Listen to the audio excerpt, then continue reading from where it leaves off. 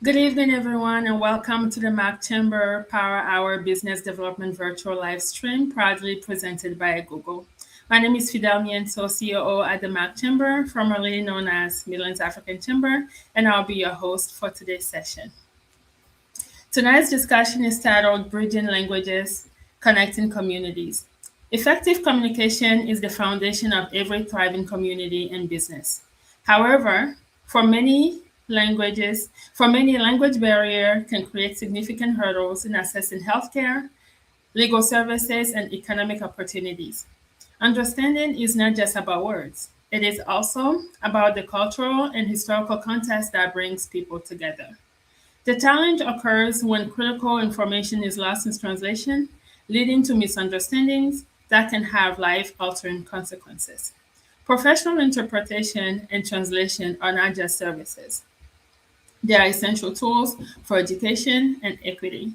Without them, we miss the opportunity to truly connect with the diverse voices that make up our global and local markets.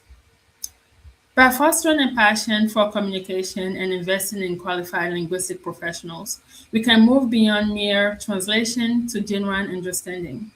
Today, we will explore how language access empowers entrepreneurs and strengthens the bond within our communities.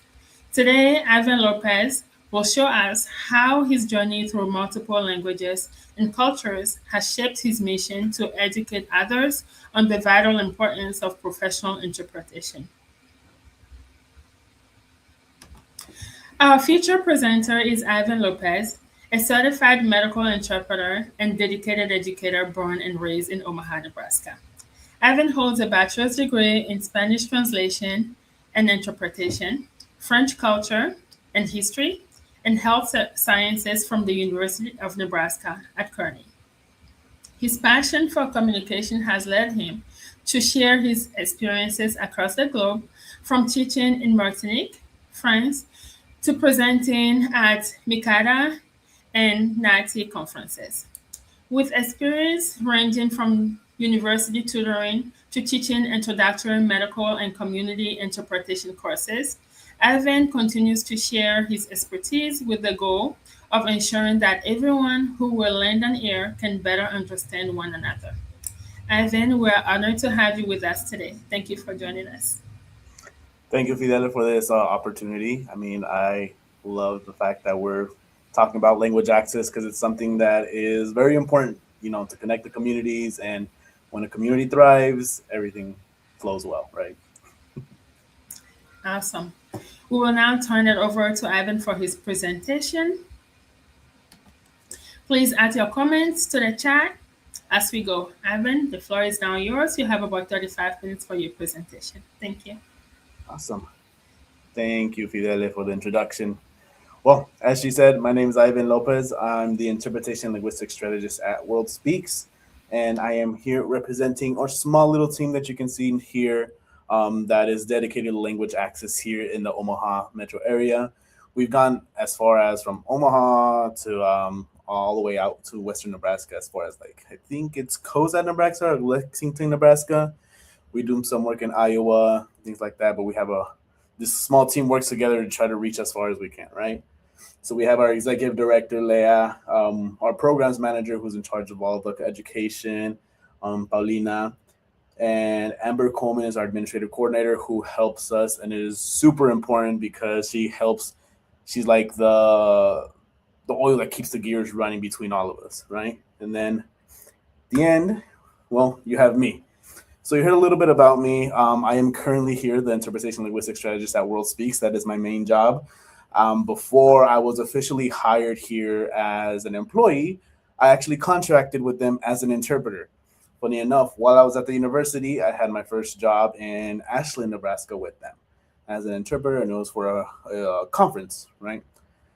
I'm also a certified medical interpreter, as they mentioned, and I work at Children's Nebraska as a casual interpreter. So even though I do my work here coordinating interpreters for community events and things like that, I, as an interpreter, want to make sure that my skill of interpretation stays at a level where it needs to be. So I work at Children's once a month to make sure that I have my skill being used and being flexed, right? It's like a muscle. If you don't use it, it goes away. It's kind of like a language. Don't use it, you lose it, right? That's a little bit about me. So I'm here representing World Speaks. World Speaks actually started in 2016 as a 501c3 nonprofit organization. We actually had our first pilot program. Our executive director, Leah, she taught I believe it was a Spanish class in 2015. So in 2016, when we actually got the 501c3 title, next big step was our first grant from the Whites Foundation in 2017. Right, they're a big supporter. We know that here in the Omaha metro area, there's a huge philanthropic community, and they support a lot of things here. We're just glad that they were able to support language access as well. In 2019 and 2020, interpretation and translation services were added, and the organization actually rebranded. Right, so before they were doing community courses, there was a huge need for interpretation translation, and that's what we started kind of flowing that way. In 2022, we actually had our first location in it was like off of 40th and Hamilton, and it was the first time that they had officially two staff members. Our executive director Lara was officially one of the staff members, along with our programs coordinator, who was Paulina. In 2024, we had our Open Doors program. That was another big milestone for us because that Open Doors program, as I'll mention later, is what actually gets utilized very frequently by different organizations here in Omaha, and we are seeing more community members that are actually starting to use it as well. Talk a little bit about that in the future, and here in the future slides.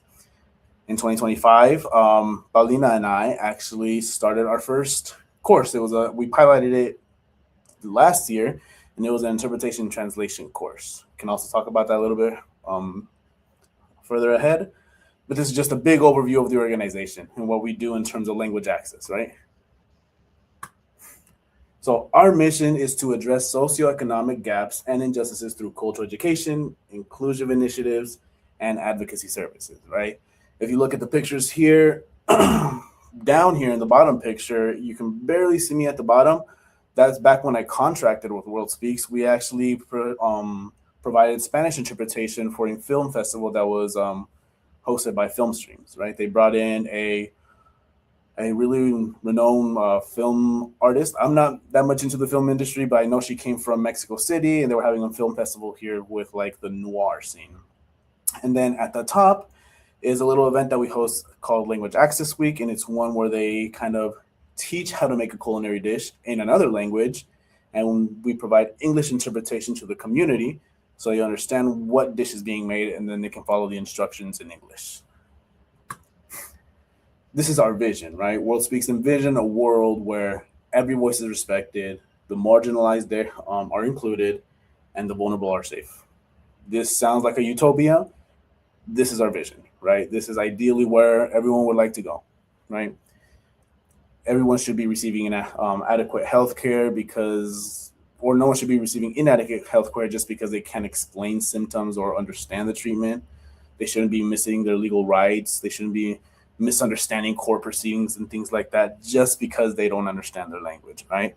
So language acts as like the foundation for equitable communication. It empowers individuals to engage with the community without having that language barrier there. So what is language access? Language access doesn't have an official meaning, right? It has many components to it, has many different ways you can explain it. So we took it upon ourselves to make one that we felt resonates with us. So for us, language access relates to measures that make content accessible to all, right? Which includes people of all ages, abilities, cognitive disabilities, literacy levels, anyone with limited English proficiency, right? That's what we believe to be an encompassing definition of language access. So how do we do that? How do we achieve our mission? How do we feel that we're going to get to our vision? How do we do language access? Well, we have three different areas of focus right now. We have accessibility, we have community, and we focus on the next generation, right? With accessibility, interpretation, and translation services, that helps us provide the the gears for community members to be able to access resources, right? Same with the Open Doors program. And Language Access Week it's in the name, right? It's a full week that we dedicate to language access, language access awareness, and all that. For community, our programs coordinator does a wonderful job organizing community lessons and courses. She's in charge of the private tutoring, so we actually have private tutoring for families or individuals that want to learn not in a classroom setting. And as of last year, we now have interpreter training for community interpreting, right? We focus on bringing people from different refugee communities, different types of communities, to be able to learn what it takes to be an interpreter, give them the tools they need to kind of be more professional, and kind of give them guidance as to what it means to start going into the profession and being professional and provide those services to the community. The next generation, mentioned tutoring. We have community course mentorships, right? We also have these teachers that come from the community themselves to teach that language. And we have volunteering opportunities, right? Volunteering is a great way in any organization to give back to the community. It's a given that we're going to have it. So this is my area of expertise, right? The interpretation translation services. I'm an interpreter and translator at heart, and now I'm in the back end being able to coordinate these services. So I know kind of like the ins and outs on both sides. I know what it means to be the interpreter, and I know what it means to coordinate it, right? So we provide in-person, virtual, or over-the-phone interpretation, right? Ideally, in-person is the goal. But whenever we can't have in-person interpreters, virtual and over the phone is the best way to kind of navigate that. Like I mentioned before, we have covered all the way from Lexington, all the way to Lexington, Nebraska, which is about 3.5, 4 hours away. We do some stuff in Iowa and Council Bluffs, Iowa, all over the metro area. Paulina, our program manager, actually had a presentation that she gave in New York. It was through Zoom, but we reached all the way out there as well. Here are some of the collaborators right now that we work with. We received interpretation requests, translation requests to make materials into different languages or to kind of provide interpreters for different meetings. We have worked with CIRA, the American Civil Liberties Union of Nebraska, Early Childhood Collaborative, Healthcare Association of Nebraska, the City of Omaha, the Omaha Municipal Land Bank, Educare of Omaha, and Firefly, right? Here are just a couple of our collaborators that we normally work with.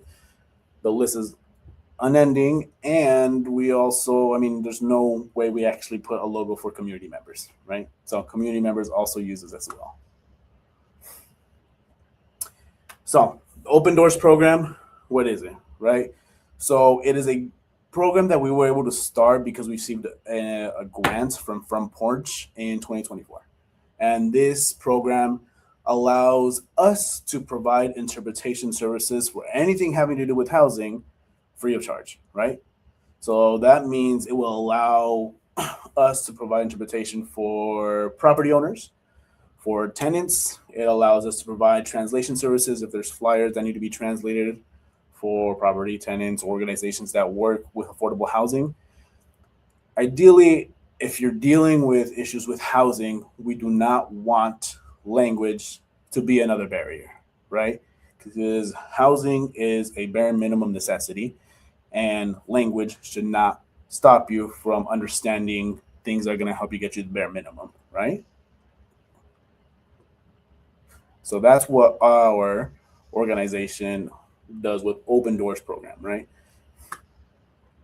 Here are some of the organizations that we collaborate with the Open Doors program. Together has a housing clinic that they normally request interpretation services for. Habitat for Humanity sometimes requests for some of the classes that they have. Omaha Housing Authority sometimes requests us for some meetings that they have. ICRI has requested some translation services. The Municipal Housing Agency from Council Bluffs also requests us for some meetings that they have. City of Omaha, anything having to do with interpretation or information that's going to go out to the public, they usually schedule us for interpretation. And Homewoven, we've also done some work with interpretation and translation as well. Again, list is not finite. There are plenty more of collaborators that I would love to give attention to. We just can't fit them all in the slide and in this time. So, our community language courses are something that we have every spring, every summer, and every fall. And it's only a $20 registration. So, with that, those $20 covers just the material. So, even then, it's just super accessible. And the reason we make it $20 is because we want people to be engaged in wanting to learn a language in an area that is not like a community where it's going to be graded, like a university where it's going to be graded, right? We want to eliminate that pressure of having that grade. So we provide these to the community. We pull members from the community to teach these courses. They have teaching experience. And right now we cycle through American Sign Language, English as a second language. I think we have two different levels for each of those. We have Spanish as well, two different levels. And then right now we have been cycling between Korean and Arabic courses.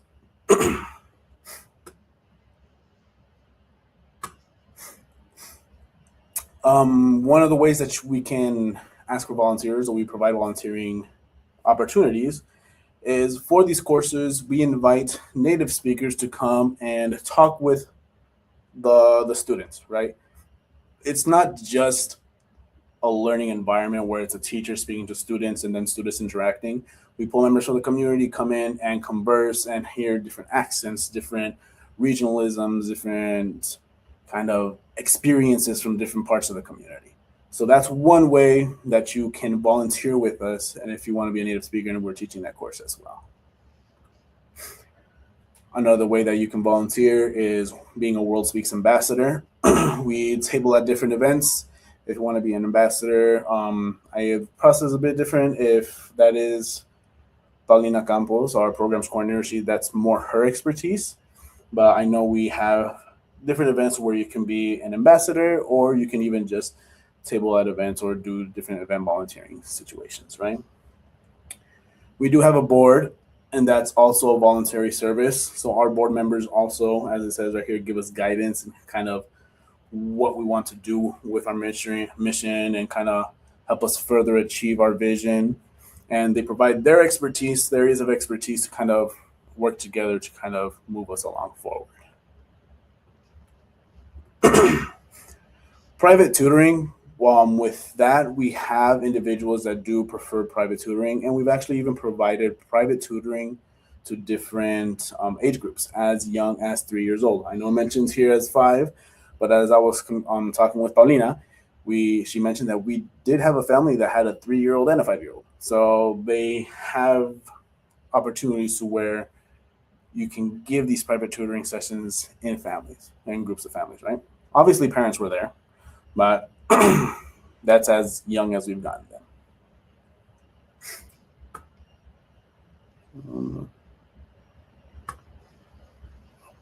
One second. And that's just a big overview as to what World Speaks does, right? Here's my contact information if you guys need anything or have any questions in terms of interpretation translation services or want to get connected with us for volunteer opportunities or things like that. This is pretty much what we're all about. I am an interpreter at heart, but I just wanted to give World Speaks all the recognition it deserves in terms of what we're doing for language access. Awesome. Thank you so much, Ivan, for that valuable presentation. You help us definitely understand how the ability to communicate effectively is essential for any community or business to thrive. Now we will explore some of the key ideas from the presentation. The floor is open for anyone who is watching us from our audience. If you have any questions for Ivan, please type it in the chat as we will address it. We'll address as many questions as possible. Ivan, let us begin with the need that inspired WordSpeak Omaha and the meaning of language access. WordSpeak Omaha was created to address language accessibility.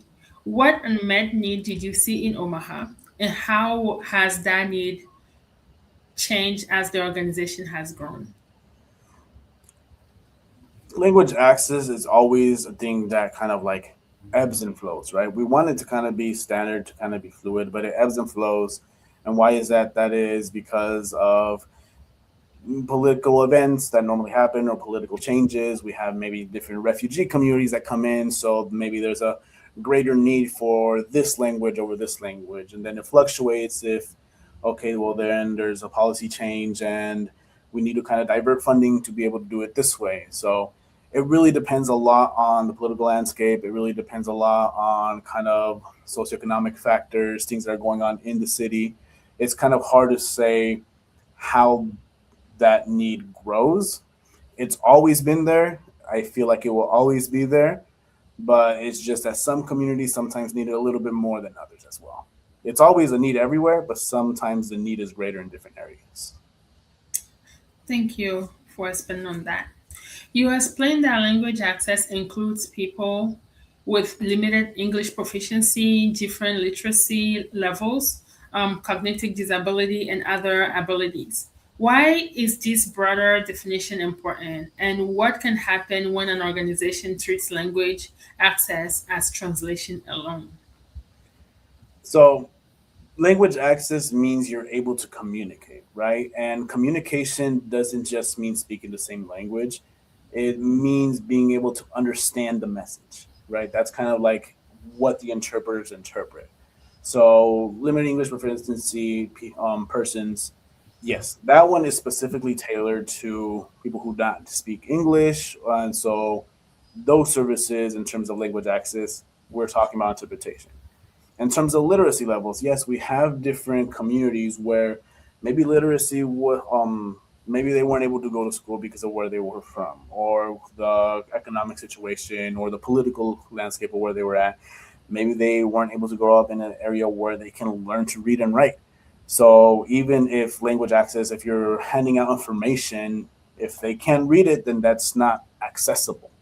In terms of cognitive disabilities, I mean, that's kind of how it works as well. With there's people that cannot communicate verbally, and that doesn't mean that's just because they're deaf individuals or hard of hearing individuals. Maybe it's just a medical condition to where they physically cannot communicate, and there's different ways that they can communicate.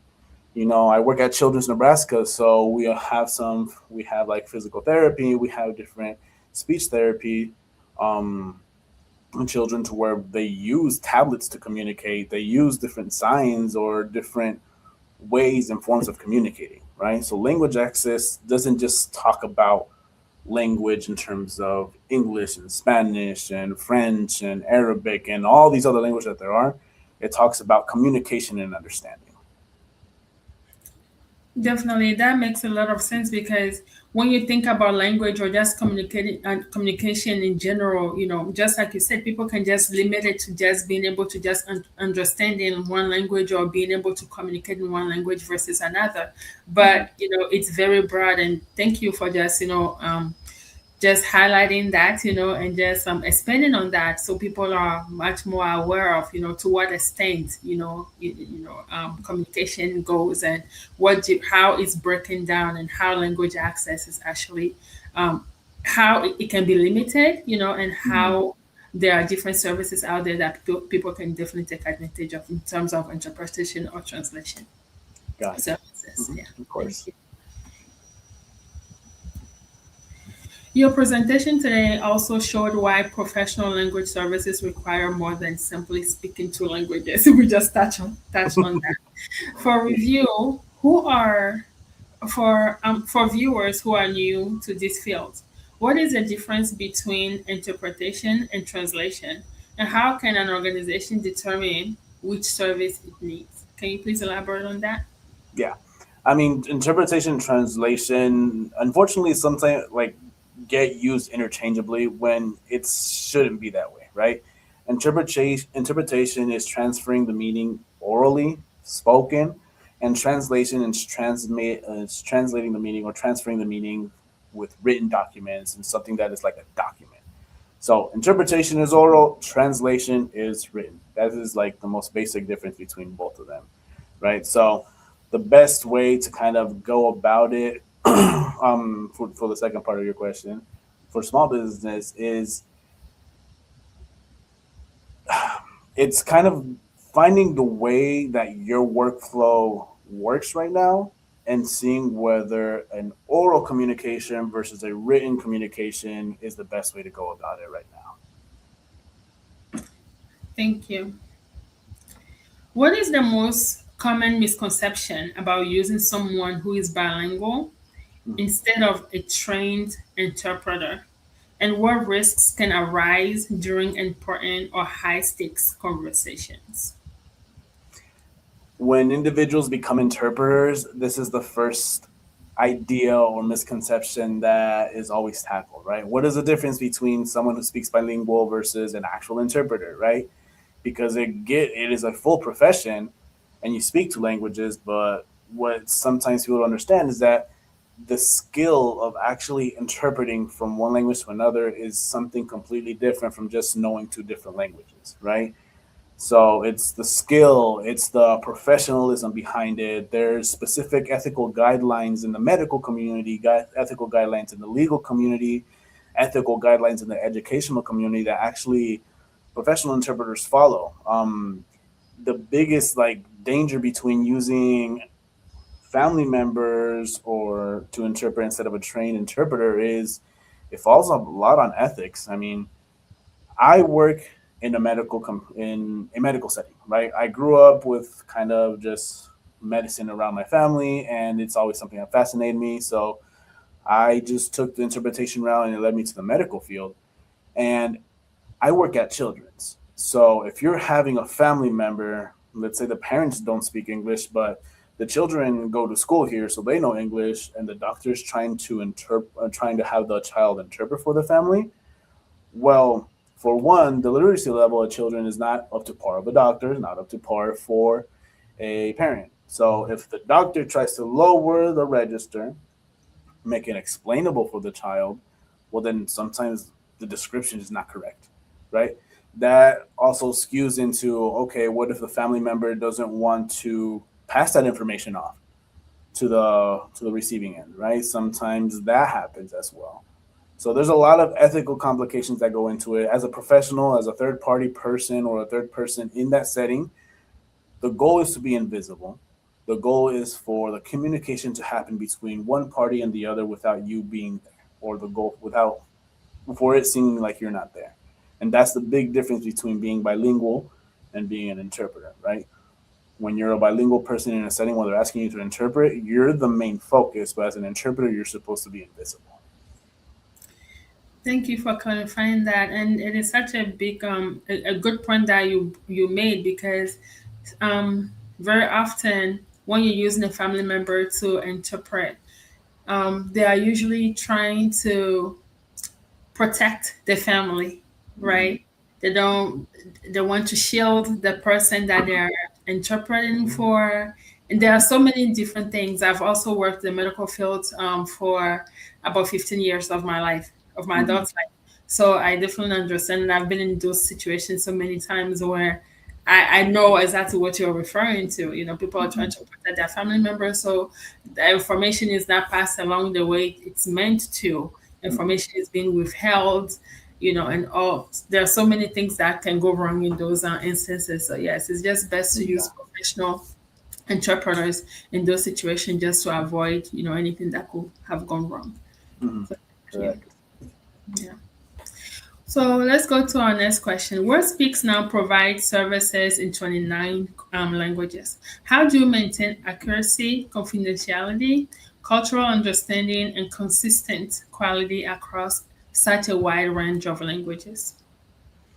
Yeah, that is a great, great point. So, normally with the languages that we provide, we specifically provide those languages because those are contractors who we have vetted specifically. They have gone to a rigorous interview process to where we have analyzed their interpretation ability and their language ability in both the native and non-native language. So that's how we know that they are to a level or to a standard to where they can provide those services. Aside from that, if it's possible, right now I am speaking in terms of like our biggest contractor pool is Spanish, right? We have a strong Spanish community here. And for any translation project that we have that is a really big translation project, we're able to have the opportunity to have one individual translate it and have another person revise it, right? Two sets of eyes on a document kind of be can catch mistakes. You can review a document once as one person, but you can gloss over the same mistakes. Sometimes the second pair of eyes can help with that. It's a little bit more difficult to have that second pair of eyes for translation documents in lesser known languages. Um, but regardless, we have vetted them so we know that their abilities are to a specific standard and accuracy that we can ensure that the services that they provide are to a professional standard. Thank you. That's very important because confidentiality, accuracy, and all those things are very important when you're running a business. Hmm. So just making sure that all those things are in place. Um, Correct. great. Yeah. Thank you. Hmm. Now, let us look at how this work improves access to essential services and creates stronger connections with businesses and community organizations. Without sharing any private information, of course, can you give us an example of how professional language access helped someone understand or obtain an essential service? Yeah, for sure. I mean, one of the biggest requests that we get from community members, and it has been an increasing amount of requests in these last couple of years, are interpreters for immigration interviews or visa interviews or changes of immigration status interviews.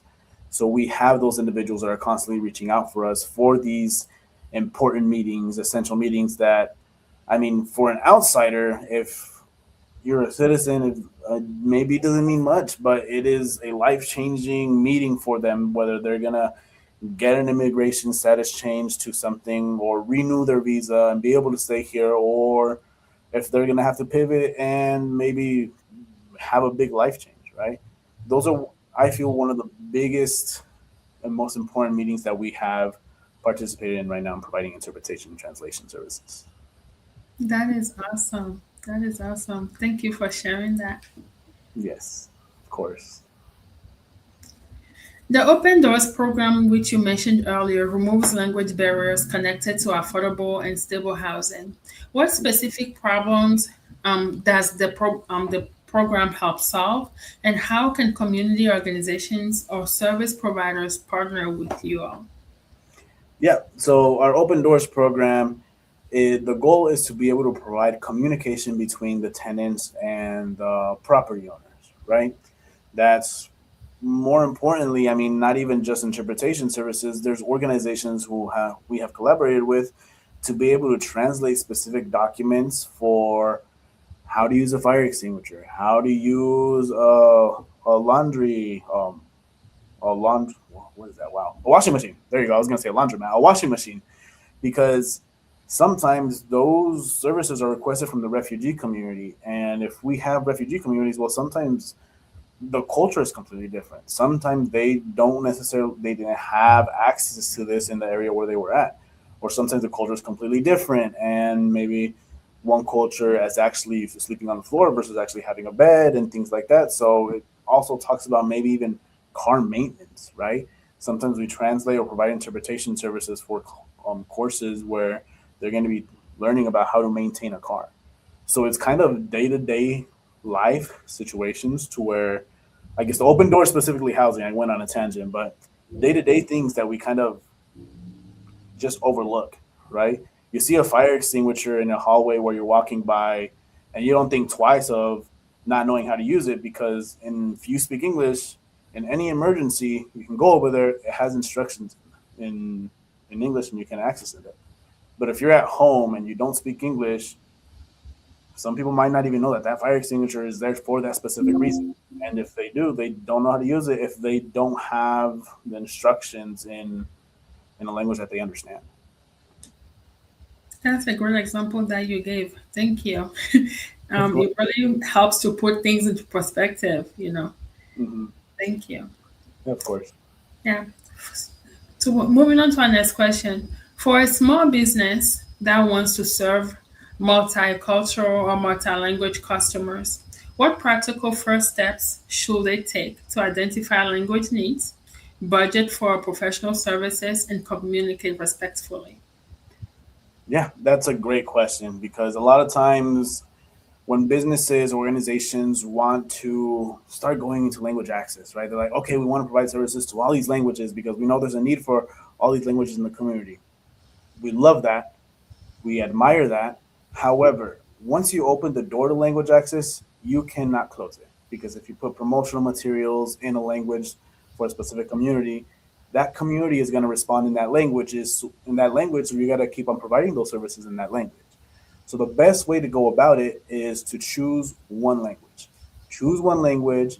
You start kind of working around that, building a workflow for that language, and then once you have that established, you start trying to implement other languages.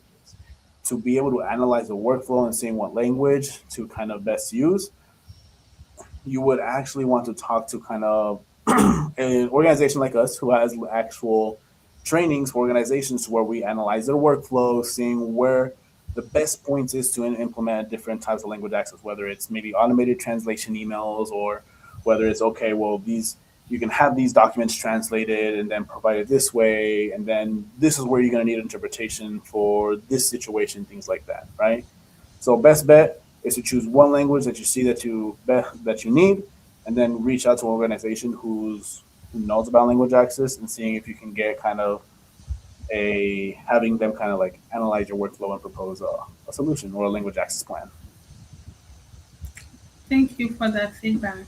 That's great because there are so many people out there, small business owners who want to reach a different audience, right? Different clientele, but they are not quite sure exactly how to do that because, of course, there are so many different people with different. There are so many different languages out there. So I'm sure they are thinking, okay, should I have all my pamphlets now translated in all different languages? How do I Mhm. go about it? And how do I even communicate with people as they come in with different languages and things like that. So yeah, I think going one language at a time is definitely a great idea. Tackle it one at a time versus trying to do everything all at once. Yeah, sometimes that ambition is admirable. I mean, you have set up a business, so you know what you're doing, but sometimes you just got to take a breath, analyze the situation. Let's start simple, Absolutely. Thank you. of course. Word Speak, well, finally, your programs invite people to learn, serve, and help shape a more inclusive community. Word Speak offers community language courses, native speaker mentorship, tutoring, and interpreter training. How do these programs create opportunities for individuals while strengthening trust across the community? Yeah.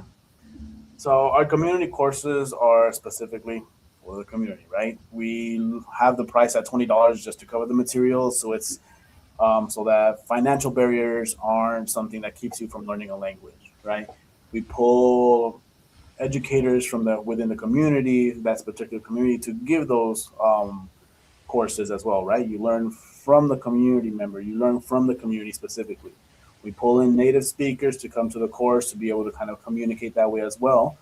All while, as I mentioned before, taking away that university style of grading, testing, and doing all this. What we're doing is kind of like immersion. We're trying to do an immersion course, kind of just to have members of the community be able to practice. Everyone's there for a reason because they want to learn a language. So we create a welcoming environment to be able to do that as well. It's the same thing with the community course, community interpreter course. We pull individuals from the community who want to be able to either maybe have an independent profession, right? And provide those services specifically to their community, right? Because right now, I mean, we're having some requests for some languages that we can't fulfill or that we do not cover because we can't find interpreters for those languages, right? So sometimes it is just providing that course to the community to be able to bring people from the community, teach them what it takes, and have them get back to the community with a profession that compensates them well as well. Absolutely. Thank you. Finally, Hmm. if viewers remember only one message from you today, what action would you encourage individuals, businesses, and community leaders to take now to help build a community where every voice is respected and understood? Yeah, I guess one thing to take away, and it's something that I personally live by, is putting yourself in little situations where you're a little bit more uncomfortable, right? Breaking out of your comfortable zone and maybe going to different cultural events. Kind of break your your normal ideals or like your bubble, pop your bubble, and go out, branch out, learn about different cultures. You could even go about just going to a different restaurant where they have different foods, right? If you're a foodie, that's one way to go about it. There's constant different events going around in Omaha with different types of cultures. Just attend the events. You might feel a little bit uncomfortable because it's not your domain, it's not your area of comfortability, but that's how you start learning about different cultures. That's how you start learning a new language, and that's also how you start kind of having a broader view of just how to connect with different cultures. Thank you so much, Ivan, for just helping us understand a little bit more about what you do, you know, teaching us about languages, different cultures, and translation and interpretation and all that good stuff. We're very happy to have you today. Thank you for sharing your knowledge and your expertise with us. Before we leave, before we wrap up, I just have a few upcoming announcements. Mhm. We have Rising CEOs and Mac Accelerator fall cohort registrations that are still ongoing. Registrations for the Rising CEOs program has been extended until August 25th, and the registrations for the Mac Accelerator fall cohorts has been extended until August 31st. The International Agribusiness and Manufacturing Fair USA Africa will be held on Thursday through Friday, September 4th. Please make sure you visit their website and register to attend. AfroFest Omaha 2026 will be held on Saturday, September 5th from 2 p.m. to 10 p.m. at 724 North 16th Street. We hope to see you there. We are also having a SURAP Career Readiness event in partnership with MCC on Tuesday, September 22nd from 9 a.m. to 12 p.m. at MCC Fort Omaha campus in Building 22, Swenson Conference Room. Please make sure you visit our website and register to attend that program. We also have our next Contractors Connect Luncheon, which will take place on Thursday, September 24th from 11:30 a.m. to 1:30 p.m. at McCarthy Building Companies, 4201 South 130th Street. Registration is still ongoing, so make sure you register to attend if you are in the construction business space. The Mac Foundation Gratitude Gala and Awards will take place on Saturday, November 7th from 5:30 p.m. to 10 p.m. This will be held at the MCC Institute for the Culinary Arts. The Global Agora X by Mac will be held on Wednesday, January 27, 2027. That will be all for my announcements this evening. We appreciate your continued support as we work to empower our community through business education, entrepreneurship, and economic opportunity. Ivan, thank you again so much for sharing your time, your knowledge, and passion for communication with us today. You helped us understand that communication is the essential link for all people to understand each other. By recognizing the value of professional translation and culture, entrepreneurs can build stronger, more inclusive businesses. To everyone who joined us, remember Ivan's message. For everyone to understand each other, they must be able to communicate effectively.